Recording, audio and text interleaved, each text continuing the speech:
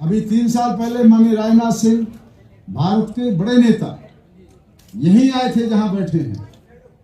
जब गुर्जरों की बात मैंने उनको बताई तो उन्होंने कहा कि भारत की धरती के चारों तरफ चाहे राजपूत हो चाहे दूसरी कौमें हैं, वो सब गुर्जर वंश से ही विकसित हैं, इन्हीं से निकली हैं।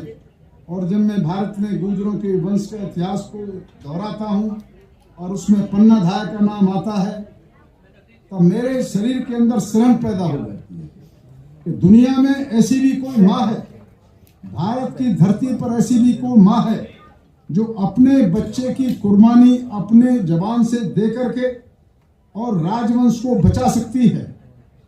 अगर चंदन अपने पुत्र का बलिदान नहीं देती बन्नाधार, तो महाराणा प्रताप का उदय सिंह के यहाँ राजपूत उतारने में नहीं होता और कोई गौरव राजपूत को प्राप्त नहीं होता। इसलिए ये जो गौरव गाथाएं हैं, जब हम मेरठ की धरती पर आते हैं तो आपको ध्यान होगा कि ऊधम सिंह और नैन सिंह राजा थे जिन्होंने अंग्रेजों को चुनौती दी और फांसी खाई। जब हम मेरठ की धरती पर दूसरा नाम लेते हैं तो अंग्रेजों से मुकाबला करने के लिए धन सिंह कोतवाल आपकी कौम के आपके वंश में पैदा हुए, जिन्होंने कोतवाल रहते हुए मेरठ की कोतवाली के थाने के दरवाजे खोले और 200 जो कैदी बंद थे अंग्रेजों के द्वारा मुक्त गुर्जर समाज के लोग, उनको हथियार देकर के आजाद कर दिया और उन्होंने 100 अंग्रेजों को मेरठ में कत्ल करने का काम किया।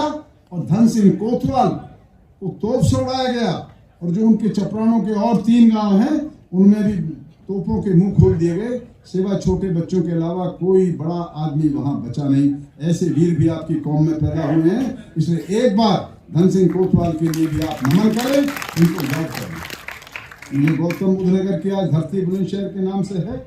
यहाँ भी दादरी काले आमपुर बुलंदशहर में विजय सिंह और राव कौशल सिंह, राव उमराव सिंह और बिशन सिंह, इन लोगों ने भी चुनौती दी अंग्रेजों को और काले आम पर फांसी खाई।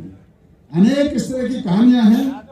जो राजस्थान का करौली है, वहां पर कोमल सिंह गुर्जर, अभी आप यूट्यूब पे जाइए, कोमल सिंह गुर्जर का नाम खोलिए, उस पर आएगा विक्टोरिया प्राप्त कोमल सिंह गुर्जर, जिसने 16 साल की आयु में अंग्रेजों की तरफ से लड़ते हुए 22 चौकियों को विरोधियों के 22 चौकियों को समाप्त किया।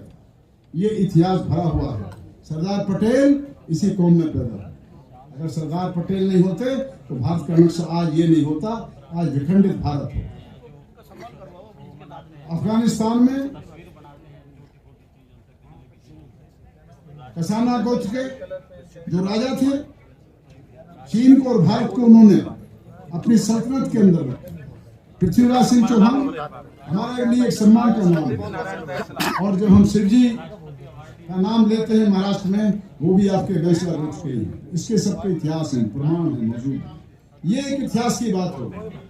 लेकिन जब अंग्रेज यहाँ आए और उन्होंने यहाँ पर जातियाँ की और गुर्जरों ने उनका मुकाबला किया, तो मित्रों उन्होंने 1874 में और 1924 में एक जनजाति क्रिमिनल अपराध एक्ट बनाने का काम किया, जिससे गुर्जरों को अघोषित जेल बना दिया, गांव से दूसरे गांव में जाना बंद कर दिया, जातियों से जातियों का मिलना बंद कर दिया और इस आधार पर उनको यातनाएं दी गई। गुर्जरों को मजबूरन पहाड़ों में, नदियों में जाना पड़ा। आज वो समय बीत गया है, आज जागने का समय है। अभी जो कश्मीर में बहन जी बोल के गई हैं, वहां पर जो रामचंद्र निकल के नेतृत्व में चंद्रशेखर की सरकार में 22 वर्ष पहले गुर्जरों को मिला था आरक्षण, लेकिन वहां की बेईमान सरकारों ने गुर्जरों को आरक्षण राजनीति में न देकर केवल नौकरी में दिया, नौकरी में जिले में बांध दिया उस नौकरी को बेईमानों ने। लेकिन भाजपा सरकार के अमित शाह मोदी को धन्यवाद करना चाहिए कि उन्होंने कश्मीर के आरक्षण में राजनीति में हमारी 8 से 9 सीटें बढ़ाकर इस लायक कर दिया गुर्जर मुसलमानों को कि उनके 15-16 एमएलए पहले आते थे, 10-12 ये आ सकते हैं। 20-25 का एमएलए का हाउस में होना 70-75 की संख्या है। आपको गुर्जर मुसलमान मुख्यमंत्री कश्मीर में मिल सकता है।